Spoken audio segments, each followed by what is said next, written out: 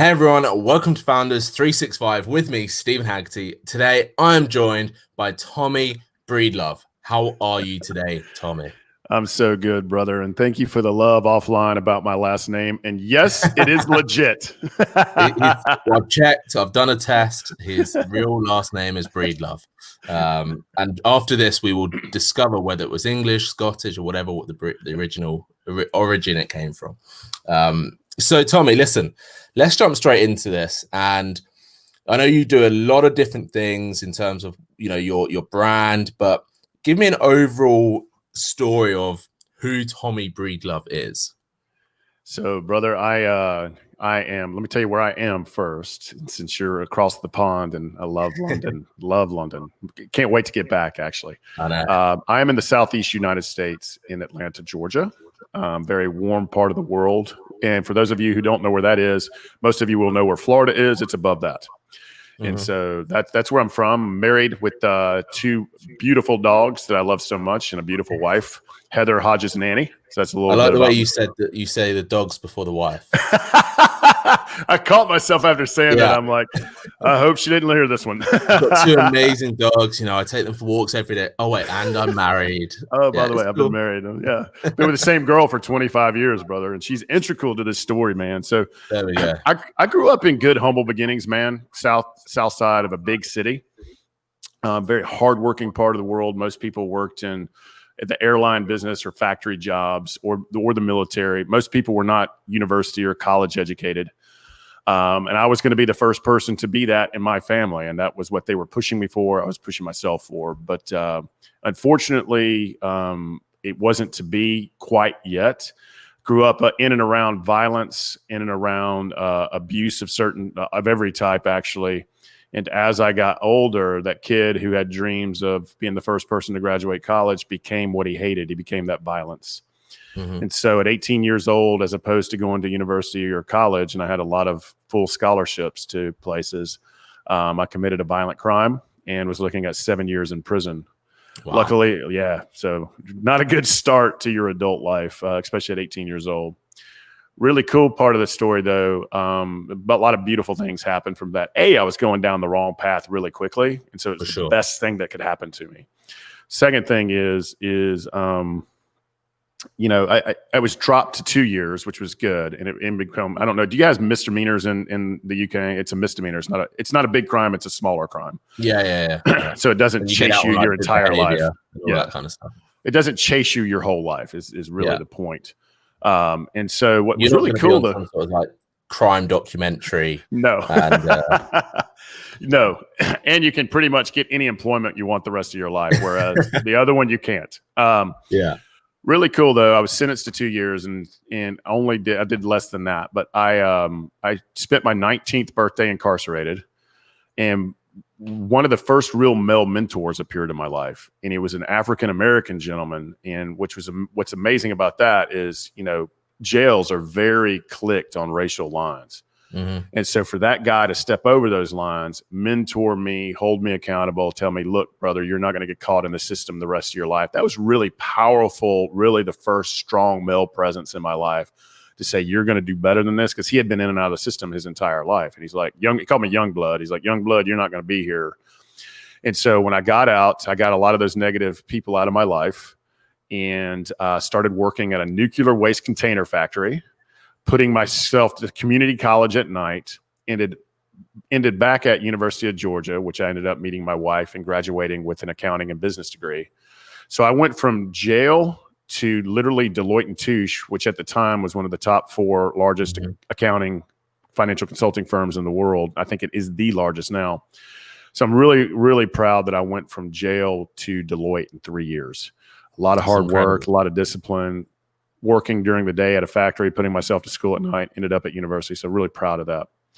Fast forward 15 years, I was a junior partner at a very large firm in the Southeast United States that concentrated on mid-market, still doing mergers and acquisitions, public accounting, audit, finance, things like that.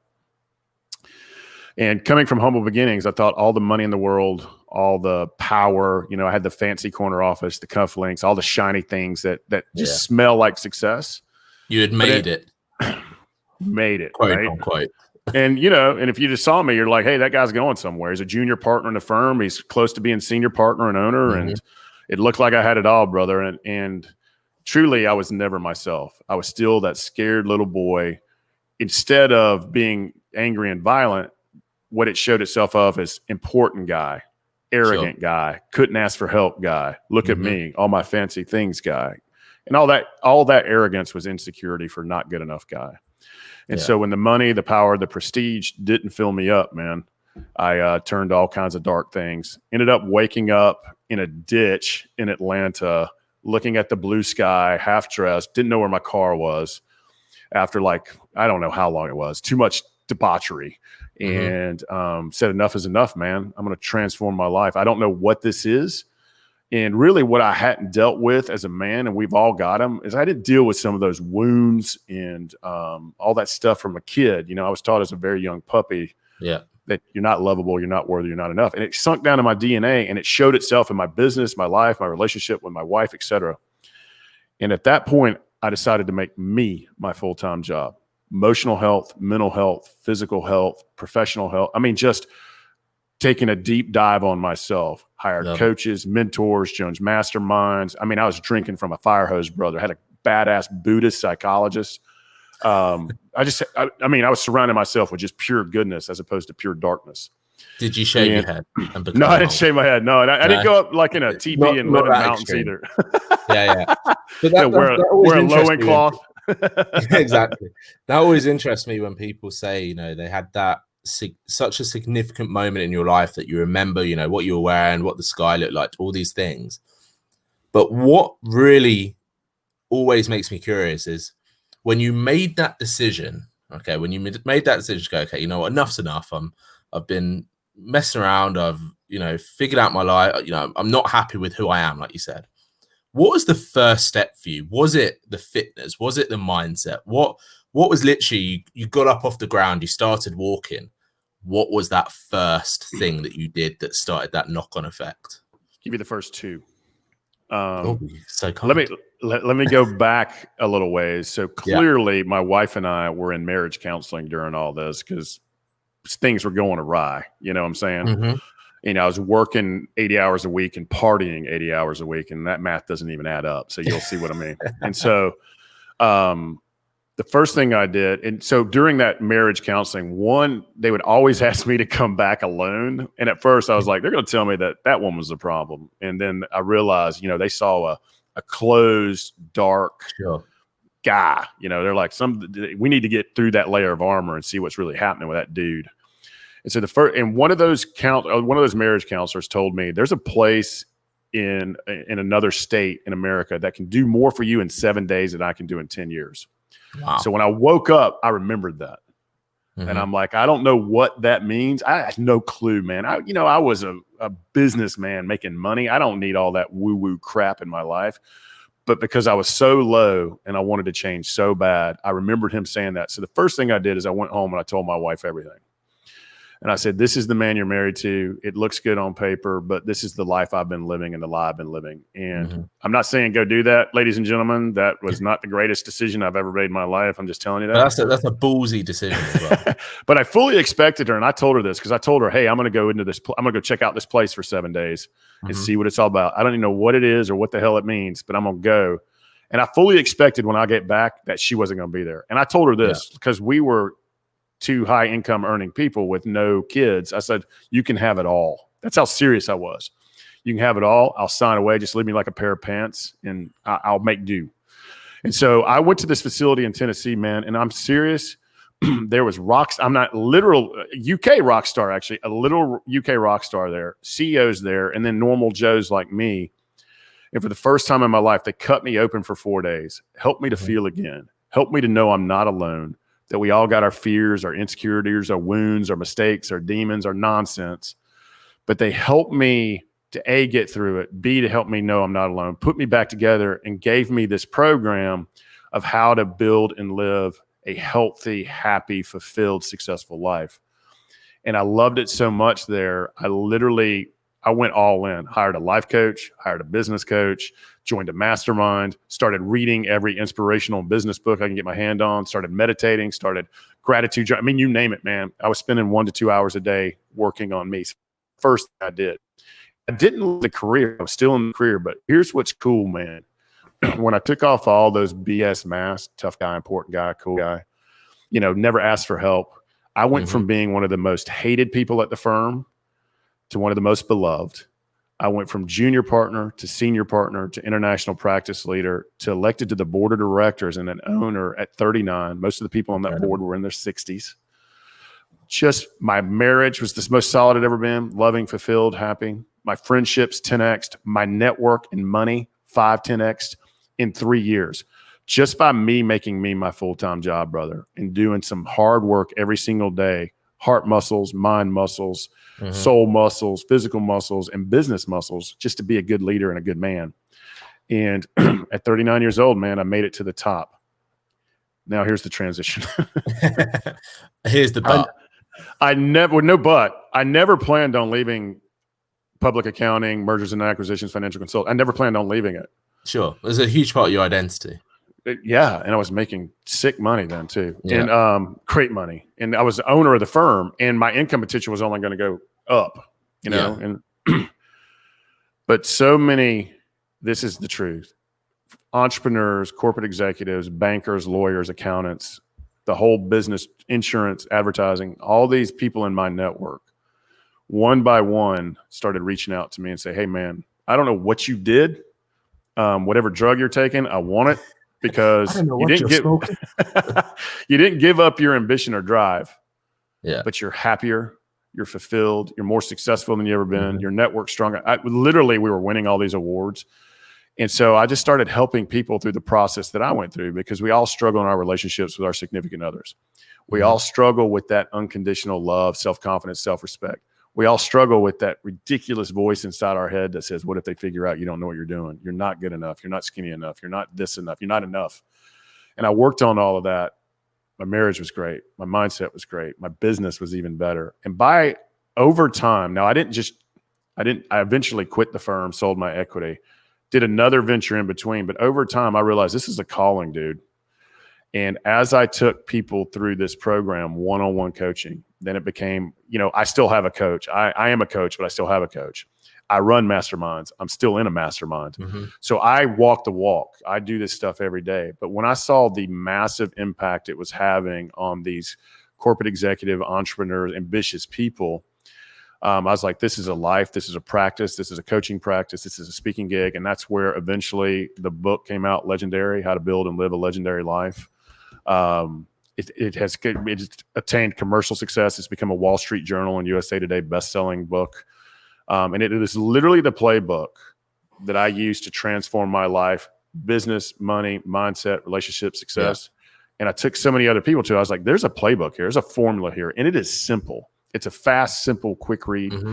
And so public speaking, coaching, running masterminds, running corporate retreat, I never had planned on doing that. It's just ever. And like, if you told me 8 years ago, I'd laughed you out of the room. I didn't even believe in any of that stuff. Yeah. Then I realized all the great coaches in the world have coaches. All the great executives, athletes, entrepreneurs. It's like this secret formula, isn't it? It's like when you start looking into the world of coaching. I remember when I first got my coach, and they said, hey, they work with coaches, multiple coaches themselves. You kind of think, oh, well, why do they need a coach? Because they're the coach I look up to. But there's no end. Like Tony Robbins has coaches. Tony Robbins' coaches have coaches. There's not Tiger like that Woods. one. Yeah, exactly. Even the world-class athletes, soccer players, you name it. If they are world-class in their craft. At the top who doesn't have a coach but is coaching everyone else. That's right. That just doesn't exist, right? And so that's how all of this fell into my lap. It was a big decision to sell my equity and take 60% of our household income away like that. Big step. But brother, what I thought was success and happiness and fulfillment, when you get to speak into people's lives, either in a group setting or one-on-one or on a stage, and you see that person that gets it and starts leaning in and they're taking notes, they're like, this person's going to do something. in 365 days from now, their life is going to be so much significantly better than it was. So that's my story, brother. And Love it. Thank you for letting me share it. No, it's an honor to have you on. Tommy, for you, comparing your life now to what it was, and you get those moments, like you just said, where people are leaning in and you know in the back of your head, you go, oh, that person's going to implement this. Because obviously when we speak to crowds, not everyone is implementing, right? And people can pick up your book and that's great, but if they're not implementing or taking action, nothing really changes on the long run. But when you see those people that you kind of have that gut instinct, I know I have the gut instinct when you speak to someone and you know that they're going to take action, they're going to take that implementable change. How does it for you feel compared to when you first started out, when you first started getting those messages on LinkedIn from your co-workers going, hey, Tommy, I know you're still doing this, you know, you're still working for the man or whatever you want to call it, but listen, you're happy and all this stuff. But now, you know, you're working for yourself, you're still that happy, wholesome guy, and you're getting these life-changing experiences for other people. How does that emotionally feel for you? It's almost undescribable. And I'll start here. I no longer have to go through a whole army of other partners to make a decision. And they have different desires. They have different core values. They have different principles. And we can do it our way, and we can do it with integrity, intention, principles, and under our core values. First of all, it's undescribable. Second of all, the fact that we took the risk, we walked away from what would have been, we would have just made a mountain. You would have done okay. Yeah, we done pretty well for ourselves. But to walk away from all of that and chase this purpose and dream and see it, you know, 6 years later come to full fruition to where you're impacting literally thousands of lives sometimes. It's undescribable. It becomes almost a metaphoric high because there's nothing better when a grown-ass alpha male walks into your office and gives you this bear hug and says, man, my relationship with my children and wife is the best it's ever been. Or a guy who had a major integrity breach and lost it all in his business and has rebuilt his financial fortress and his emotional and mental fortress. And that's the gratitude that I get. And I learned so much from them, and they learn some shit. I don't change any human. I just get the best out of them. Yeah. But seeing people shine and people live with fulfillment, peace of mind, become financially successful, and to do it without compromising their family, their ambition, you know, their integrity, and to do it, live life right. You know, we're a stew, man. And if you take away ingredients of the stew, if you're good in business and you suck in your relationships, what are you doing it for?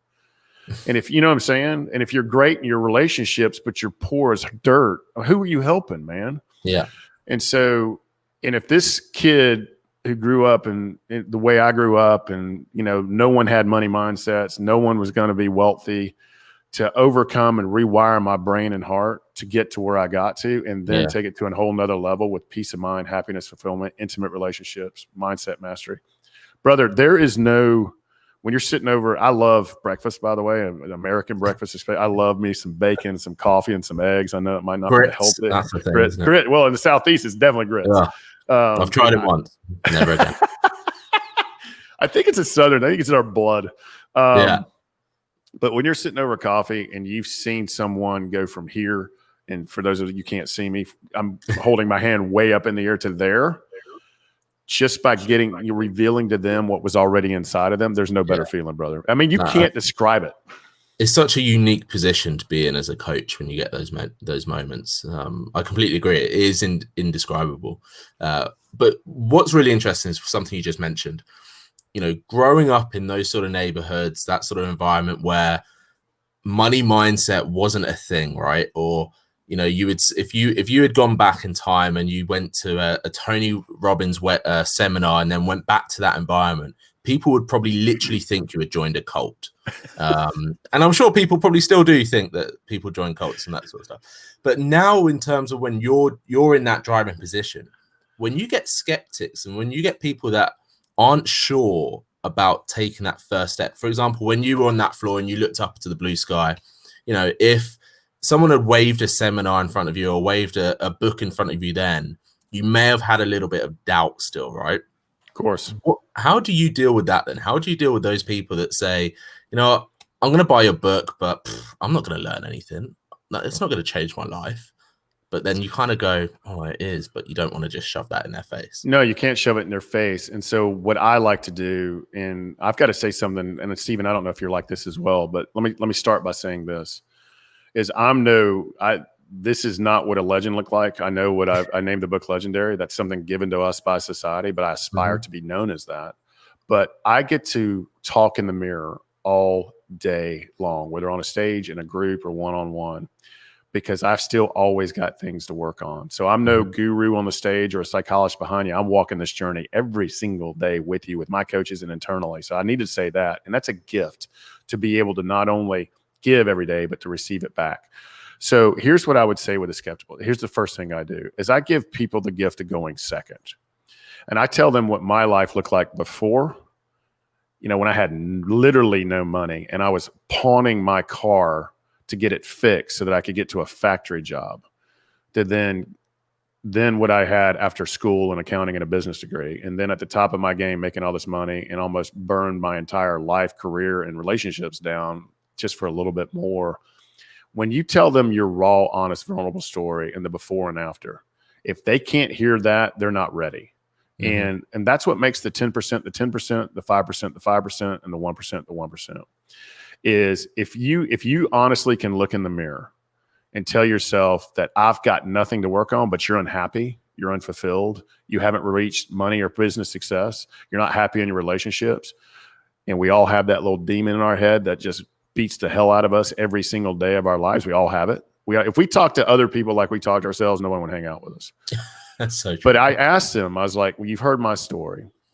And if I could physically touch people and feel how it feels to have a loving relationship and financial success and really start building it all in life, because I'm a firm believer that every human being on earth, A, deserves it, but B, you've got to earn it. Agreed. But if you're not happy or unfulfilled, or you don't have a relationship, or you're not as successful as you want to be, you got to go find the nearest mirror and look into it. I mean, there's countless stories of people who have overcome massive things to become happy and successful. If they can do it, if one human being can do it, you can do it. But you said it. You got to take action, brother. You said it. Yeah, that's it. Intention. Is it okay to say a cuss word real quick? Well, you have to now. I'm just curious about what it is. So there's a great book out there called Feck Perfection, and that's not a cuss word, by the way. James Victor, but he said intention without action is bullshit, and vice versa. Think about that. Action without intention and intention without action. You can read, you can study everything in the world, but until you apply that knowledge, and baby steps every day will help you live the life of your dreams. And I might be talking nonsense to you, but man, I was a scared, angry, bitter dude for 37 years. And the last 10 years of my life have been some of the most rewarding. And if any person can do it, you can do it. You just got to believe you can do it and start investing in yourself, man. And so for the people, there's always going to be skeptics. There's always going to be haters. You know, darkness likes darkness, pain likes pain. People, you know, if you're not getting haters, you're not doing anything. And so, but I'm telling everyone who's listening to this, if you're not fulfilled in certain parts of your life, and again, we're one big stew. If you take an ingredient out of the stew tastes bad. So get all the ingredients, man. Your heart, your mind, your soul, your business, your money, your relationships. Put it all together, man. Do the work, and it will get better. 100%. Tommy, listen, you are someone that even if I met you when you're 18 and you were just, you know, going through what you're about to go through for the next 2 years, I think I would still have thought that dude's going to make it. That dude's going to make something of his life. And, you know, for everything that you've been through, you've proved that is the case. So now for Tommy Breedlove, again, best name in the world. What is the next 10 years for you then? Because you just mentioned that 10-year moment. For you, what's next for you? Because you're doing everything you love. You're changing lives. You're making an impact. How do you go on from that? How do you even start to plan from that stage? So honestly, when I left the firm, I wanted a lifestyle business. I had worked so many hours and so hard for so long. I was like, screw it. I don't care if I make $50,000 a year as long as I'm happy. So I planned on I actually started a business before this business, and that's neither here nor there. But when I finally read the road signs and like, look, people are begging you to coach them. Because again, I looked on it kind of like, oh, that's all touchy-feely woo-woo nonsense. And I realized how powerful it was. But when I realized this is the truth, and I'm meaning this, I hope this comes through at the soul level. I literally didn't want to, I just wanted to work and be happy and travel and eat a lot. I like to eat and travel. And so that's what I do. So I have to work out as much as I like to eat. You were watching like Man versus Food on repeat, and you were like, I want that life. Talk about your life goals. There you go. Anthony Bourdain, God rest his soul, was like a hero of mine. Traveling the world and eating. He was like the cool kid, wasn't he? Yeah. It was such a shock. Anyway, that's a whole nother story. For me, when I saw how much lives were being impacted on a one-on-one basis, and then in a group, whether it's a mastermind or what a retreat I run, I was like, there's something here. And I honestly want to touch over 1 million lives with the book, on stage, coaching, masterminds, retreats. I want to touch 1 million lives because I think those 1 million people will then go plant 1 million seeds. Sure. And all this darkness and hate and division in the world, and us versus them mentality, and only they can be rich, whoever the hell they are. I think you plant 1 million seeds. Tony plants 1 million seeds. Brene Brown plants 1 million seeds. We keep planting these seeds of self-belief, self-confidence, self-respect, financial mindset, money mindset, business success. I can't believe my text is actually going off. I always put it on do not disturb.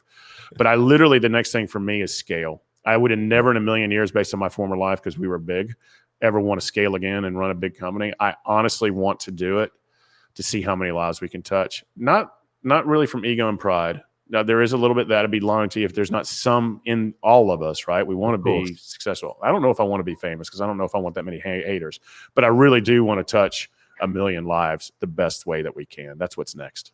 Love that. And for you, that 1 million lives, how will that, when you go to bed at night, then how will that make you feel? So one of my mantras, I have 3 mantras. 2 of them, my wife and I, is first mantra is always show up for yourself and others. Our second mantra, because we have a very small family that we didn't always do that, is protect and defend this fort. So my wife and I, our kids and our close community, protect and defend this fort. My final is dying with no regrets. And if you'd asked that 36-year-old who was making a lot of money, who was a junior partner, if he would die with regrets, he would have died with 1,000 of them. Sure. And so not showing up every day to work on that goal, even if we reach it or not, I will have left this world a better place than I found it. And for me, legendary. The numbers are irrelevant, really. Yeah, the numbers are irrelevant. Dying without regrets is relevant. Yeah. Knowing that I left this world and the human beings in this world a little bit better than I found it, to me, is being legendary. It's not about rich and fame. It's about leaving the humans and the environment and this beautiful planet better than we found it. And I'm going to work my ass off every day to do just that. And I have no doubt you will, Tommy. Hats off to you, my friend. Thank you, brother. Listen, my final question for you is, if there was someone stood right in front of you right now, and they were perhaps not at that moment where they're on the floor looking at the sky and, you know, dollar bills all over them. I'm sure you left out that bit of the story. But if they were just past that, so they've come through something, you know, they're moving on, but we all still get that stage where you start that doubt question. You mentioned it earlier, you know, that you start doubting yourself, you start doubting what you're doing. If someone was at that stage of their life or business, what would you say to them? Maybe 2 or 3 things that can help them right now to move past this doubt stage, move on, and start, you know, conquering themselves a little bit more. The first thing I want to tell people is they're not alone. I think some of us, with our deepest, darkest desires, our needs, our fears, our insecurities, our worries, we're not enoughs. 100% of all humans have it. There's not one person, I don't care how successful or powerful or they got them. So the first thing I want to tell you, you're not alone. But the difference in people that are happy and successful and fulfilled in life is they do something about it. And so many people are wanting to stay in that pain that they're in, whether it's business pain or relationship pain, because it's familiar. is the first step is the hardest. Take that first step. Is it hiring a coach? Is it reading a great book? Is it watching inspiring YouTubes? Is it getting one of those negative people out of your life, or hopefully all of them? What's one baby step you can take today? And it's not just that first step. First step is brutally hard. But when the failure comes or the pain comes, it's not if suffering happens in this world, it's when, professionally, business, life. Mm-hmm. And truthfully, we're all going to be worm food one day anyway, sooner than we think. And so die without regrets, keep taking action, take sustained action. And here's the truth, is there's no one coming to save you. There's no person on a white horse. There's no magic pill. There's no light switch you can flip to be successful in happiness. It takes work. And so, but it's simple, easy things that you can do every single day. And the last thing I'd say is please, please, please go find the nearest mirror, look into it. If things aren't going well, there's the issue, but there's also the hope. Mm-hmm. You can change your future. You can write the ending to your story. And finally, you must participate in your own rescue. Hold yourself accountable. Step 1 foot in front of the other, and don't stop taking the step. No matter what comes at you, just keep going, moving forward, and participate in your own rescue. Tommy, you smashed it, as I knew you would.